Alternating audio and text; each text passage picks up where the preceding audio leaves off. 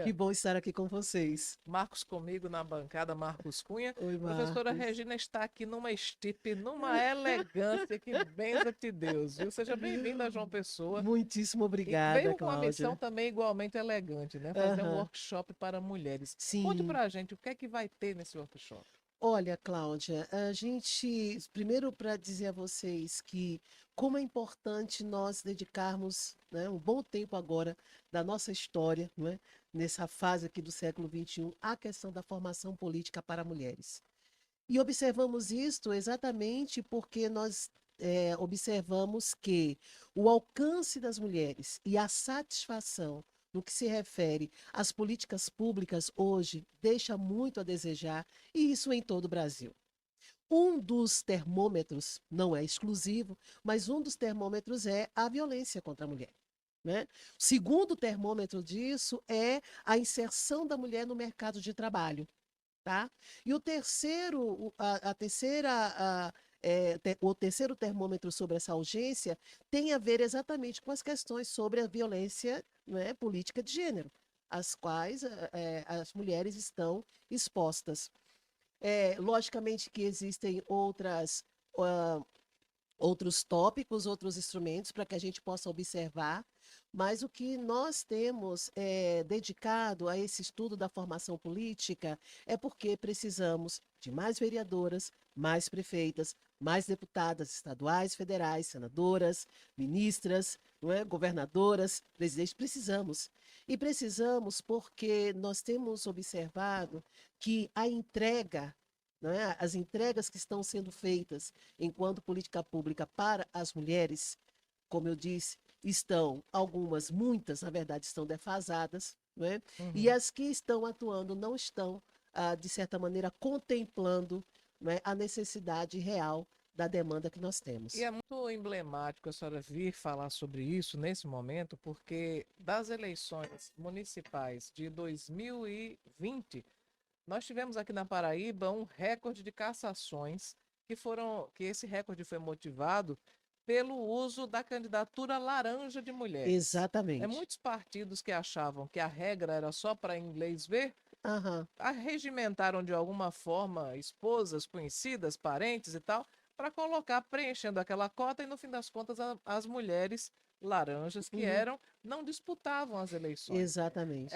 Isso levou até, inclusive, a cassação de mandatos de vereadores em Campina Grande, que é a segunda cidade, a segunda maior cidade da Paraíba. Isso. Isso levou a uma confusão dos diabos, porque o prefeito de Campina Grande, depois da reconfiguração, perdeu maioria Uhum. e, enfim, é uma situação que até ameaça a reeleição dele, que seria uma coisa, em tese, tranquila. Bom, isso Uhum. tudo para dizer que a gente pode ter esperança de que essa questão da fraude à cota de gênero seja minimizada, quem sabe num sonho, ser acabada nessa eleição desse ano, professora? Olha, eu digo a você que eu costumo sonhar e costumo buscar materialidade nos sonhos, né? Em Tiago, agora eu vou dizer a palavra certa, Certo. diz que a fé sem obras é morta. Uhum, concordo com ele. E não é diferente de sonho. Uhum. Sonho que se realiza, que não se realiza, é uma ilusão, né? E aí a gente não está mais para fazer shows de ilusionismos. Nós precisamos, E nem primeiro, para fazer, eu né? gosto muito da expressão, Aham. atos instagramáveis. Isso, A gente vai exatamente. para o Instagram, faz aquela É, coisa linda, mas na vida real é exato. Mas é bem porque nós diferente. precisamos também fazer com que as pessoas, né, no caso, eu vou me referir às mulheres, nós precisamos estar engajadas nas causas as quais nós defendemos. Certo. Causas como nossa vida enquanto saúde, a vida de quem é mulher-mãe dos nossos filhos, a segurança, o bem-estar de toda a sociedade e fazer com que a sociedade ela possa avançar com qualidade em todos os segmentos, né?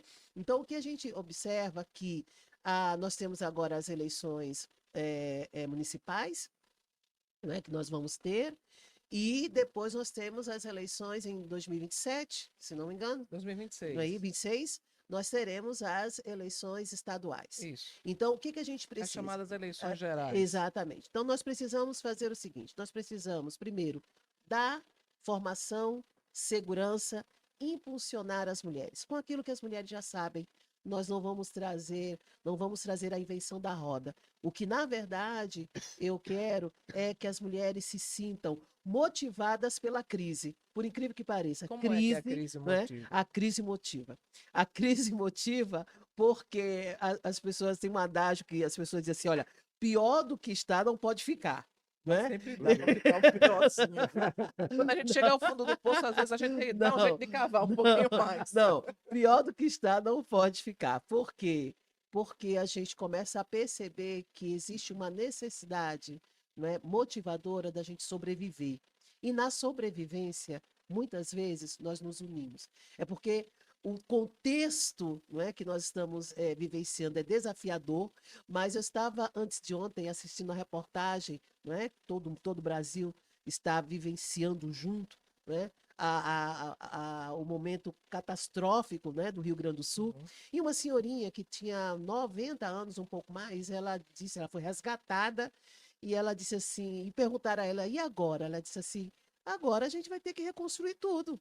Eu estou A viva, alternativa que eu tem estou é essa, né? viva, eu estou Isso. viva, fui resgatada Uhum. e a gente tem, eles têm esperança? Assim, claro que tem. Tem que ter. Claro que tem, sabe? E Tem aí, um deputado federal aqui, aham, Luiz Couto, que é do PT, aham. que ele costuma dizer o seguinte: medo nós tem, mas nós não usa.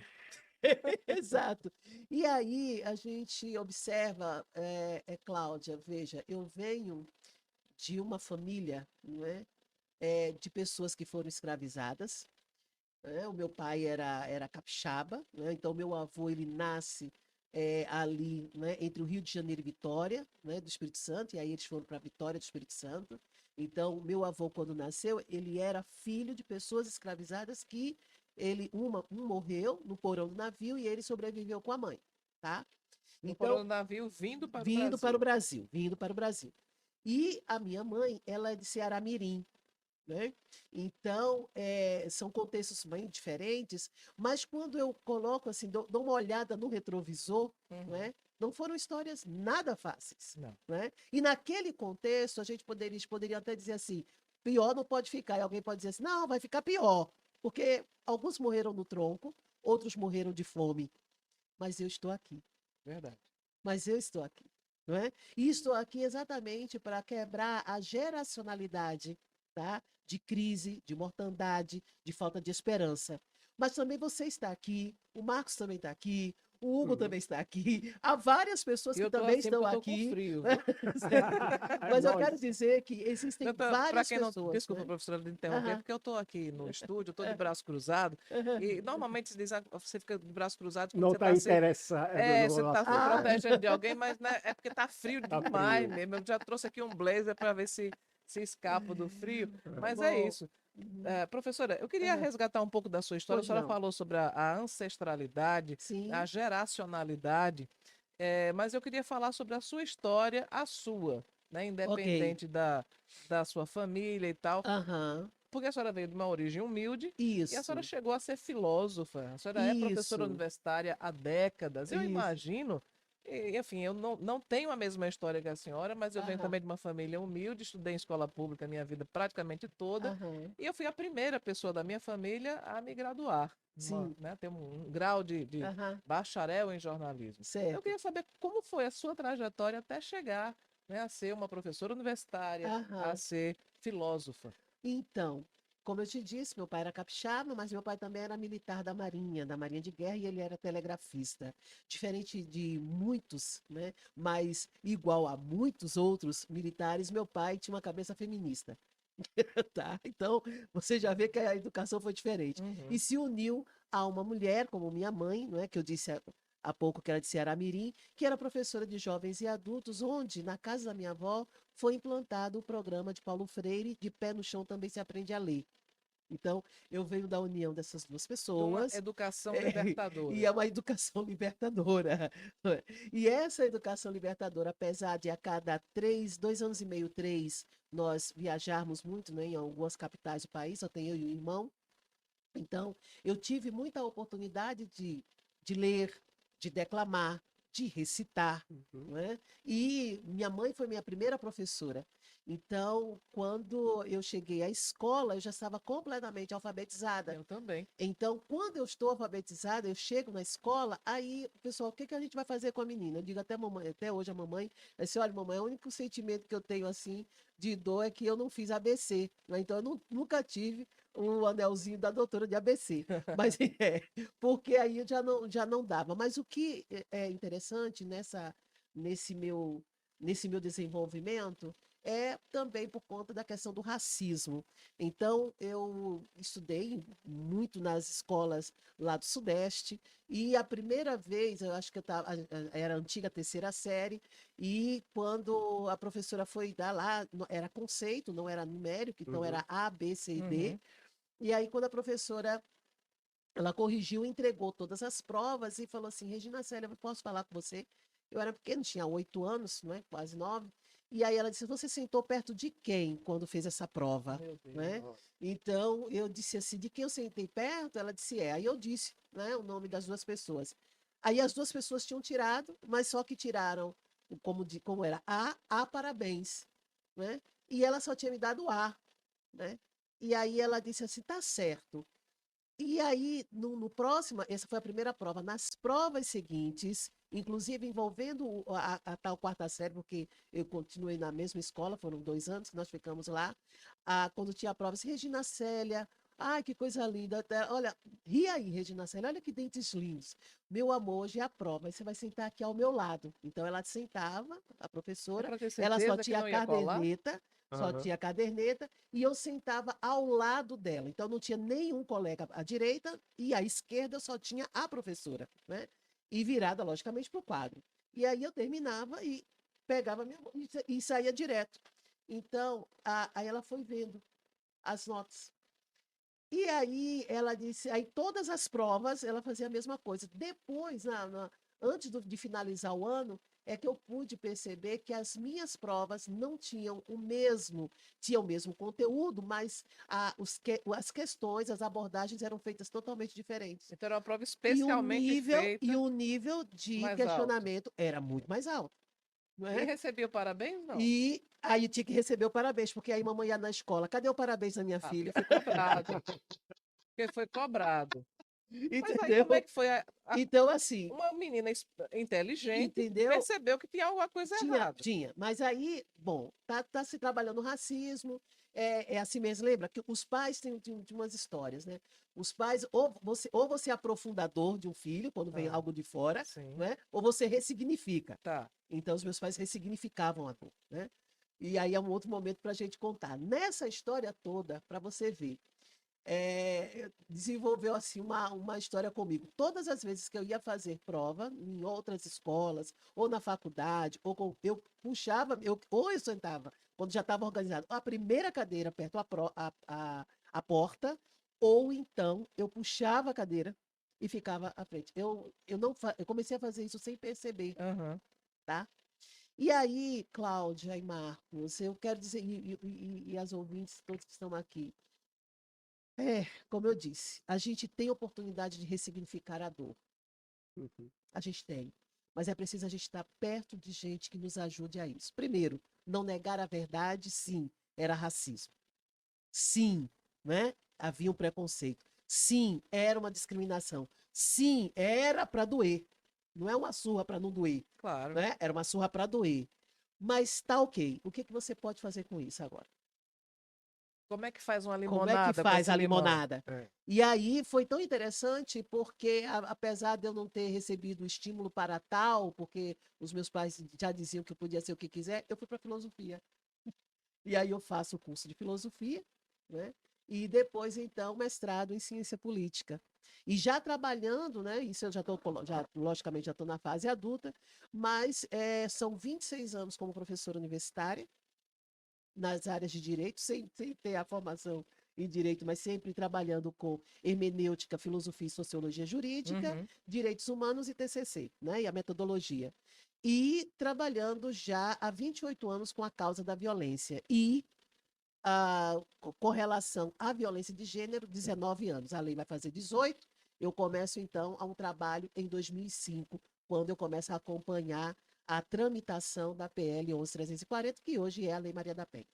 Professora, a gente vive um mundo muito acelerado e ao mesmo tempo muito superficial, que Bauer, né? Zygmunt Bauer Balma. chamava de modernidade líquida. Eu acho que esse termo define Isso. muito bem as nossas relações hoje, que não são aprofundadas, são relações superficiais. A senhora, como filósofa, deve ter uma dificuldade de enxergar como as pessoas hoje são, né? Não estão querendo aprofundar Não, nada, não, é tudo não, por cima e não. tal. Como fazer um workshop, como estimular as pessoas, qual é o pulo do gato, como é que se faz uma limonada também desse limão que é não querer pensar, não querer refletir, as pessoas não querem nem ler, professora. É, as pessoas não querem ler, mas será que não querem?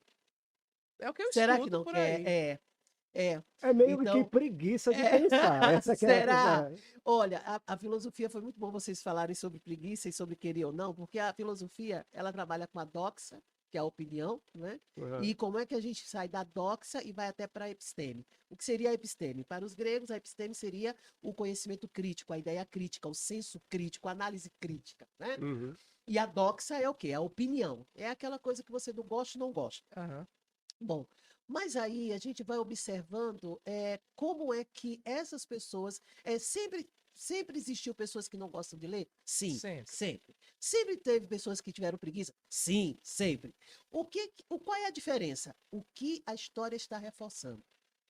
Quanto mais contato nós temos com a superficialidade ou pessoas que promovem a superficialidade, Uhum. logicamente, maior é a ignorância, né? E maior também é o descaso. Não se esqueça que bem na época, né, do auge da filosofia grega, né, havia um grupo chamado de sofistas, né, e que os filósofos, né, Eles satanizavam. não foram pegar É, a onda não, viu, não, não, galera? exato. Mas Não aí o que confunda acontece? sofista com Não, sofista. não, exatamente. Só que os sofistas também foram mal compreendidos.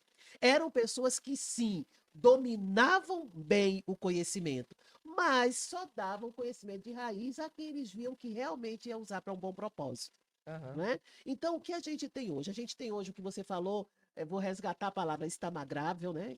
Instagramável. Instagramável, troquei o M. Instagramável. Instagramável, você já teve o Orkut, você já teve, né? Agora é o IA. Hoje, com a inteligência artificial, as pessoas estão fazendo culto, né? Então, hoje, antes você tinha a ideia de um culto, né? Onde a pessoa se debruçava um mês, ruminava 2 meses até Uhum. ir para um púlpito e falar da palavra. Hoje você já vê no próprio Instagram, em outras redes sociais, a oferta, né? Faça não é seu sermão mais rápido, Coiá. Não é isso? Faça seu Não é, sermão mais rápido. não é É isso? ótimo. Então, você tem hoje, não é, ofertas 1000, tá? Mas aí, sem querer fazer a propaganda, né, do leite condensado, a gente sabe qual é o leite condensado bom, É, não é? verdade. É. A gente sabe quando você vai fazer um pudim, você vai comer um pudim, não é? Você vai Uhum. consumir ali, degustar um pudim, você assim, eita, esse não foi feito com aquela É, marca, Uhum. não é? verdade. Você sabe que Você existe, tá ali. tá ali, mas não foi feito com essa marca.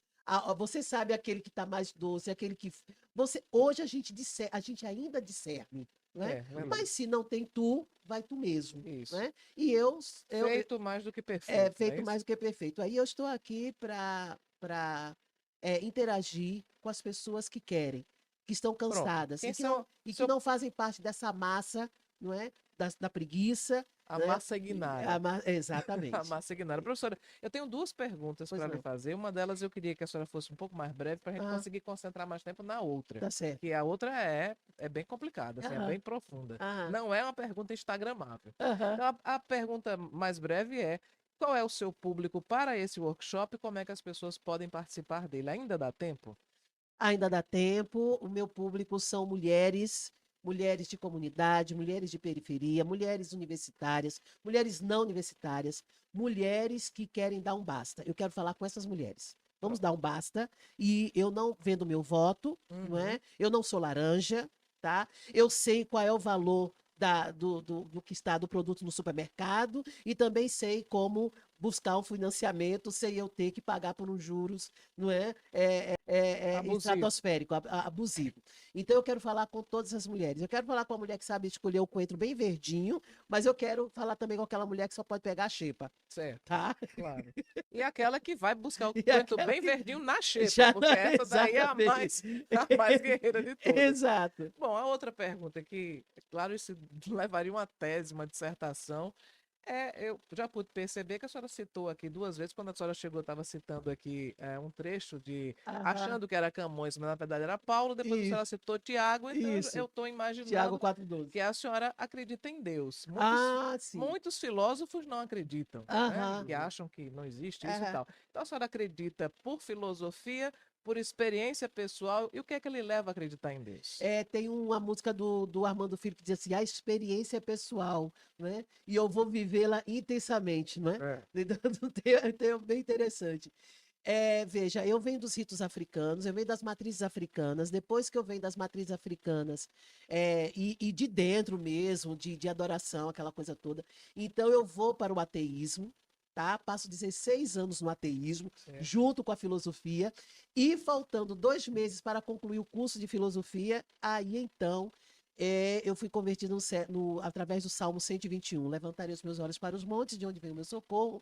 O meu socorro vem do Senhor que fez o céu e a terra. E aí, interessante, eu não estava passando por dor, eu não tinha nenhum tipo de desilusão amorosa, não era absolutamente nada disso. O que aconteceu? Eu estava muito chateada com muito crente que ia lá no Cefish. O Cefish é o Centro de Filosofia e Ciências Humanas da Universidade Sim. Federal de Pernambuco, e dizendo aceitar Jesus. Isso em 1993, de 92 até 93. E aí eu ficava chateada de ver aquelas pessoas lá perto, assim, de Jesus com aquele panfleto. Aí o que eu fui Uhum. fazer? Como eu estava estudando, né? Estava iniciando ali os módulos de lógica, eu pego e falei, sabe de uma coisa? Eu vou estudar a Bíblia para espantar a crente de perto de mim. Aí eu peguei, né? E eles diziam que as universidades, elas desagrejam as pessoas, né? E também as pessoas são desencaminhadas pela igreja, pela universidade. Aí eu justamente fui estudar a palavra numa Bíblia dentro da biblioteca central da Universidade Federal de Pernambuco. Peguei a Bíblia e comecei a ler. Comecei a pegar o livro de história, tudo. Então, eu estudava aquilo ali de Gênesis a Apocalipse, mas eu não estudava, não lia Salmo, que eu achava Salmo muito romântico, né? Certo. Achava muito tolinho. E aí, eu estudando. Então, depois de uns 2 meses estudando a Bíblia, uma pessoa também foi falar para mim, né, de aceita Jesus, aí eu comecei a falar a palavra. Aí eu falava de Amós, eu falava de Zacarias, eu falava de Isaías, eu falava Uhum. de Marcos, Pedro, não é? Eu falava de Judas, no Novo Testamento, Uhum. não é? E Apocalipse, eu pensei, você é desviada? Aí eu falei, kkkk, que desviado o quê, menino? Eu sou formada, vou me formar em filosofia daqui a 2 meses, e eu não preciso disso para poder ler a Bíblia, não. E tá vendo que eu sei mais do que você? Então eu era muito arrogante, né? E como eu trabalhava com a lógica, eu trabalhava o tempo todo usando a lógica. Até que um dia meu irmão, que estava naquela época morando lá em Vitória do Espírito Santo, mandou uma carta para mim. Meu irmão tinha se convertido, mandou uma carta para mim. E aí eu coloco a carta dentro da bolsa e vou para a universidade. E aí, no momento que eu vou para a biblioteca, eu lembro da carta do meu irmão. Aí, quando eu abro, só tem lá o Salmo 121, não tinha mais nada. Só que antes de terminar a carta, eu já estava chorando cântaros. Uhum. E a partir daí, Jesus começou a fazer o processo. E hoje eu estou aqui, não é? 26 de junho Então a sua de virada de 1900, chave foi o foi Salmo 121. 121. Muito Né? bem. O meu socorro vem do Senhor que fez o céu e a terra, aquele que me guarda não tosquenejará. Eis que não tosquenejará, nem dormirá o guarda de Israel. O Senhor é quem me guarda, o Senhor é a minha sombra, a minha direita. O sol, ele não me molestará de dia, nem a lua de noite. O Senhor me guardará de todo mal, guardará a minha alma, guardará a minha entrada e a minha saída, desde agora e para sempre. Amém. Amém. Que Deus abençoe, muita honra estar aqui. Obrigado por esse acolhimento. Muito obrigada à senhora por partilhar esse momento incrível com a gente, porque não foi uma entrevista instagramável, não. Foi Não, de Não, verdade. De não mesmo. verdade mesmo. Professora, muito obrigada pela sua vinda aqui à obrigada. Manaíra FM, por compartilhar todo esse conhecimento e essa fé também conosco, com Amém. nossos ouvintes e telespectadores, e um Aham. bom workshop. Tenho certeza que quem for Obrigada. vai ser brindado com uma mulher elegante, inteligente e também com uma fé muito firme. Eu quero agradecer aqui ó, a oportunidade, agradecer a você, Cláudia, a Joyce, ao Marcos, né, que tão pacientemente aqui né? Estão me esperaram e também me acolheram, mas também ao Hugo, né? O Hugo Sim. Rafael, né? Meu amado, não é? Meu amado e que de uma certa maneira, na verdade, de certa maneira, não, de toda maneira me ajudou desde o momento que veio para cá. Então, tem sido a pessoa que está protagonizando toda essa articulação. Quero agradecer. E a secretária da Mulher também, a Lídia, que eu Ah, é gosto uma grande guerreira demais. também. Um Uma beijo para mulher ela. fantástica. E eu deixo um beijo para você, Lídia, e para todas as mulheres aqui, Hugo, né, de quando me Cabedelo. mandou o card, o material de divulgação, né, eu encaminhei para a Joyce e disse: pode marcar, que é uma grande entrevista. Sempre Aham. tem cheio. Pronto, obrigada. Eu só vou sair daqui com saudade da pastora Andréia, mas fica o meu beijo aqui registrado. Muito Tá bem. bom? Muito bem.